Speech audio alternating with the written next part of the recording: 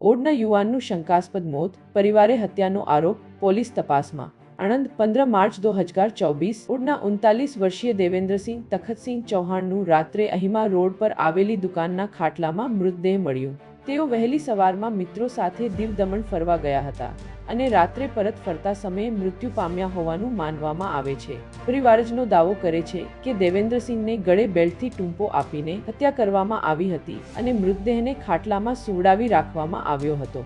લાશમાં જીભ થોડું બહાર નીકળી ગયેલું મળ્યું, પરંતુ શરીર પર કોઈ સ્પષ્ટ ઈજા જોવા મળી નથી। પોલીસે હાલ અકસ્માતે મોતનો ગુનો દાખલ કર્યો છે અને મૃતદેહને ઓડના ઓફ આઉર્સ ખંખોળજ પોલીસ સ્ટેશન 152 મોરર CHC સેન્ટર ખાતે પેનલ ડોક્ટર દ્વારા પોસ્ટમોર્ટમ માટે મોકલ્યો છે। PM રિપોર્ટમાં મોતનું સાચું કારણ બહાર આવશે અને ત્યારબાદ આગળની કાર્યવાહી હાથ ધરવામાં આવશે।